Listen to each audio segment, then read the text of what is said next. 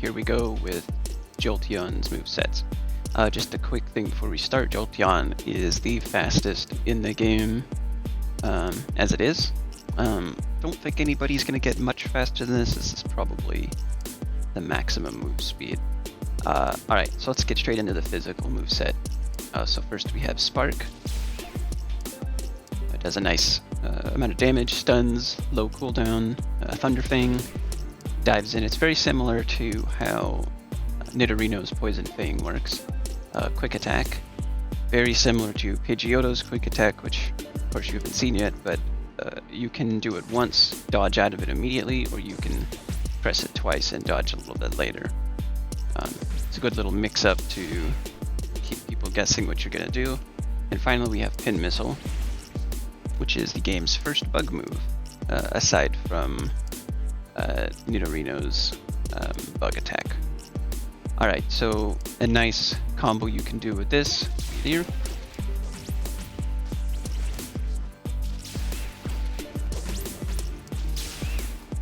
course, if you do a better job, you can land that last hit, but that's good enough for now. Alright, and we'll go ahead and move on to next set. Alright, here we are with Special Jolteon. So we'll go ahead and get right into it. Shadow Ball, Thunderbolt. It's at that very specific range. Zap Cannon. Very, very good range, but you can see the recovery is not amazing. And then we have Discharge, which is long range in a radial sort of pattern. Not much else to say on this one. You want to keep them pretty much at this range, so you can land both of those moves as much as you can. But here's some nice combos you can do with it.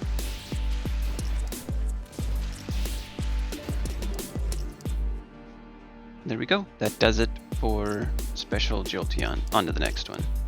Alright, so here we have Support Jolteon. So this one, you really only get one attack move, and that's Quick Attack. The idea here is not to be doing a lot of damage on your own. In fact, this particular set is pretty useless outside its main gimmick, which is definitely what this is going to be.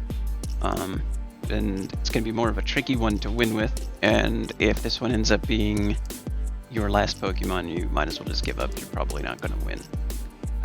So let's go right into it. So Quick Attack, of course, is your one way to do damage.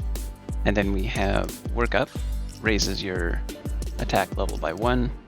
And Agility, which raises your speed by 2. As if Jolteon needed to be faster. Here we go. So the idea here is you keep adding as much of this as you can. And of course, yeah, you're going to be able to do a little more damage over time.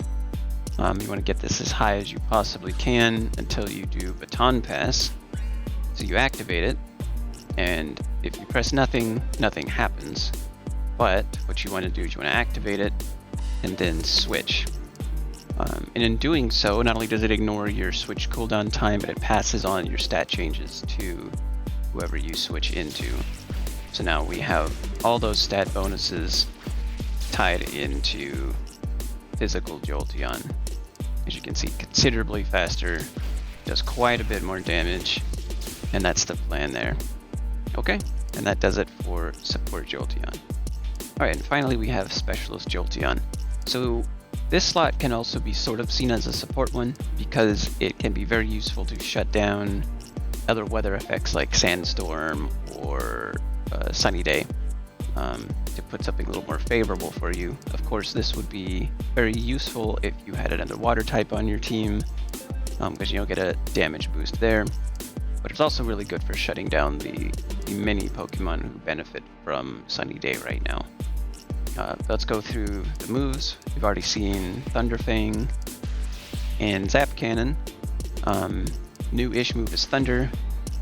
Works very similar to Thunderbolt. You lose a little bit of range, but if you add in Rain Dance and then activate Thunder, it automatically tracks to wherever the target is standing.